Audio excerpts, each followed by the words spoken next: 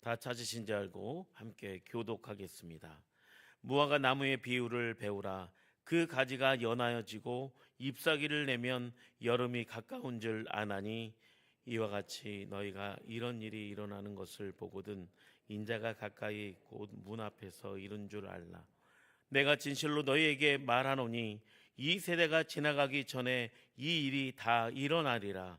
천지는 없어지겠으나 내 말은 없어지지 아니하리라.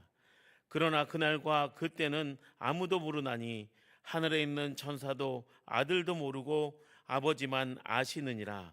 주의하라, 깨어 있으라. 그때가 언제인지 알지 못함이라. 가령 사람이 집을 떠나 타국으로 갈 때에 그 종들에게 권한을 주어 각각 사물을 맡기며 문지기에게 깨어 있으라 명한 같으니 그러므로 깨어 있으라. 집주인이 언제 올지, 더욱 저물 때일지, 밤중에 올지, 닭 올 때일지, 새벽에 일지 너희가 알지 못함이라. 그가 호련히 와서 너희가 자는 것을 보지 않도록 하라. 깨어 있으라. 내가 너희에게 하는 이 말은 모든 사람에게 하는 말이니라 하시니라. 아멘. 할렐루야. 오늘은 사순절 다섯째 주 목요일 새벽 예배 시간입니다. 오늘 새벽 마가복음 13장의 말씀을 통해서 깨어 기도하고 항상 주님의 말씀 안에서 거하시는 우리 복된 수유동교회 모든 성도님이 되시길 축복합니다. 이 시간 마지막 때를 준비하는 신앙이라는 제목으로 하나님의 말씀을 증거하겠습니다. 1990년대 예수님의 재림이 임박했다는 사이비 종교단체가 있었습니다. 여러분도 잘 아시는 다미 선교단체입니다. 이장님 목사를 중심으로 모였던 다가올 미래를 준비하라는 그 이름에서 따온 다미 선교단체는 그 이장님 목사는 원래 기독교 서적을 전문적으로 번역하고 출간하는 그런 번역가였습니다. 그런데 그 당시에 전 세계적으로 시한부 종말론이 유행했던 시기였습니다. 또한 1999년에 노스트라무스가 종말론적인 예언으로 전 세계는 매우 흉흉했습니다.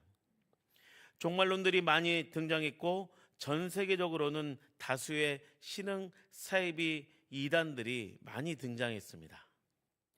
이 세기 말 현상의 분위기를 타고 이장님 목사는 1992년 10월 28일에 예수님께서 이 땅에 재림하신다는 그 정확한 날짜를 명시하며 함께 모여서 그런 예수님의 그 재림 신앙 운동을 펼쳤습니다.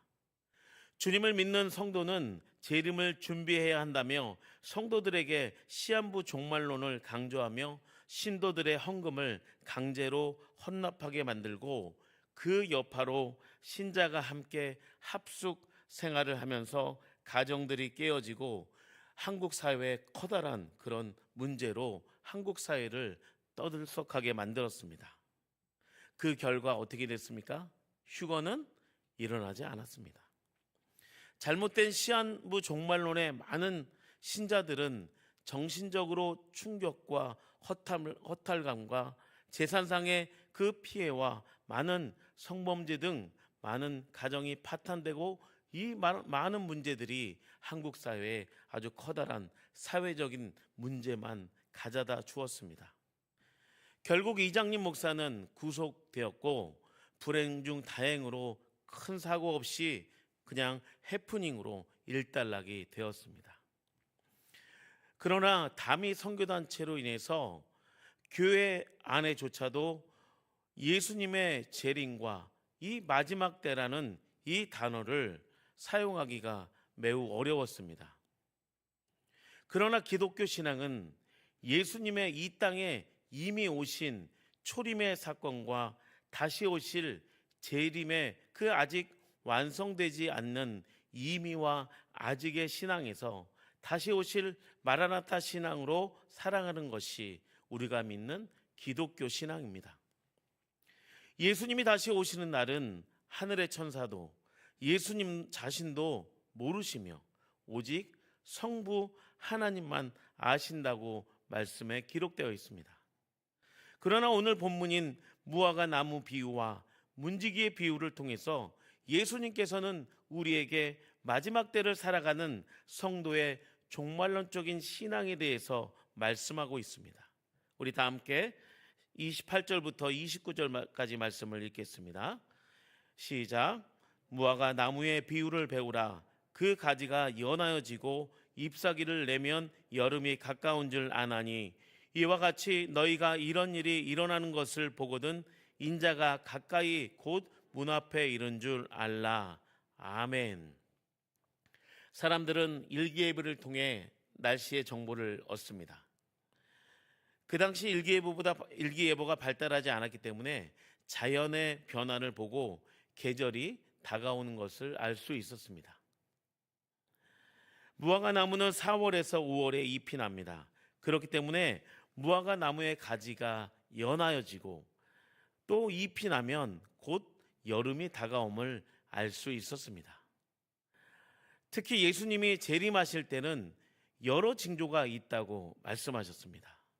무화과 나무가 가지가 연하여지고 잎이 돋으며 여름이 오는 것처럼 마지막 때는 많은 거짓 선지자들과 거짓 예언이 예수님에 관련해서 등장하며 예수님을 믿는 성도들의 마음을 빼앗고 미혹합니다.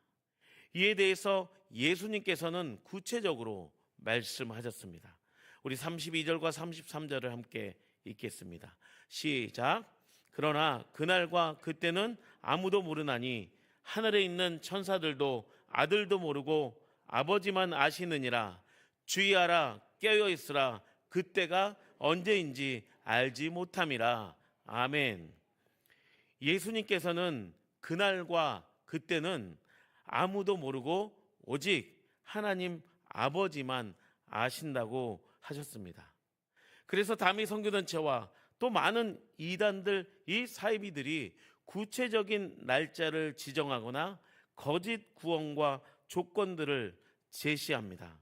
또한 신천지 같은 이단들은 계시록의 여러 숫자와 상징들을 들먹이며 기존의 교회의 성도들을 두려움을 주고 또 그 안에 교화된 성도들이 정말 믿지 않으면 형벌을 받아서 마치 정말 이 엄청난 형벌을 받아 지옥으로 가는 것처럼 세뇌시켜서 스스로 두려움에 갇혀 신천지에 빠져 나오지 못하도록 그런 여러 가지 성경의 쇠뇌를 합니다. 그렇기 때문에 이러한 마지막 때에 거짓 가르침을 제대로 분별하기 위해서는 변치 않는 주님의 말씀을 단단히 붙잡고 주야로 주님의 말씀을 묵상하며 기도해야 될 줄 믿습니다. 주님께서는 오늘 본문을 통해 하나님의 말씀은 천지가 개벽을 해도 하나님의 말씀은 절대로 없어지지 않는다고 말씀하셨습니다. 그러므로 마지막 때를 살아가는 성도는 다시 오실 주님의 재림과 시대의 현상들을 성경에 비추어 바르게 배우고 깨달아 거짓 교리에 속지 않도록 조심해야 되는 줄 믿습니다. 말씀에 대하여 바른 지식이 없으면 성도가 살아가면서 믿음이 흔들리고 낙심하며 이단의 그 미혹에 쉽게 넘어갑니다. 이단의 말은 처음에는 귀가 솔깃합니다. 그리고 시원하고 들으면 들을수록 달콤합니다. 그래서 진리인 것 같지만 그 미혹에 넘어간 성도의 그 구원은 절대 없는 것입니다. 여러분 믿으시죠? 아멘. 그렇기 때문에 오늘 예수님께서 마지막 때를 살아가는 성도에게 깨어 있으라고 오늘 강조하십니다. 다 함께 34절부터 37절 말씀을 함께 읽겠습니다. 시작. 가령 사람이 집을 떠나 타국으로 갈 때에 그 종들에게 권한을 주어 각각 사물을 맡기며 문지기에게 깨어 있으라 명한 같으니 그러므로 깨어 있으라. 집주인이 언제 올지 혹 저물 때일지 밤중에 있는지 다굴 때일는지 새벽 있는지 너희가 알지 못함이라. 그가 호련히 와서 너희가 자는 것을 보지 않도록 하라. 깨어 있으라. 내가 너희에게 하는 이 말은 모든 사람에게 하는 말이니라 하시니라. 아멘. 34절부터 37절까지 말씀 중에 계속적으로 반복되는 말씀의 단어가 무엇입니까? 각 구절마다 깨어 있으라. 단어가 3번이나 등장하며 반복되고 있음을 우리는 알 수 있습니다. 요한복음 13장 37절 후반절에는 이 말은 모든 사람에게 하는 말이니라고 예수님께서는 말씀하셨습니다. 이 예언의 말씀은 단지 예루살렘의 성전이 무너짐을 제자들에게만 예언하는 것이 아닙니다. 지금 예수님은 이 마지막 때를 살아가는 21세기를 살아가는 우리 성도들에게 동일하게 말씀하신 줄 믿습니다. 환난 나의 많은 징조와 마지막 때를 살아가는 성도들이 어떻게 살아야 하는지 명확하게 말씀에 기록되어 있습니다. 또한 지금 이 시대를 살아가는 우리 수유동교회 성도들에게 말씀하시는 줄 믿습니다. 잠들지 않고 깨어있는 성도의 삶은 어떠한 삶이라고 말씀하셨습니까? 34절에 문지기의 삶과 같다고 말씀하셨습니다. 충실한 문지기는 주인이 언제 오든지 문을 항상 열 수 있도록 깨어 있습니다. 마찬가지로 예수님을 믿는 성도의 신앙생활은 주님께서 수유동교회를 통해 맡기신 직분과 또 맡기신 일에 대해서 충성을 다해 사명을 감당하며 주님이 언제 오시든지 항상 깨어서 기쁘게 맞이할 준비를 해야 될 줄 믿습니다. 또한 34절에 문지기 앞에 이 각각 사물을 맡기며라는 그런 말씀이 기록되어 있습니다. 이것은 제자들에게 한 명 한 명씩 맡겨준 그 예수님의 제자들에 대한 사명입니다.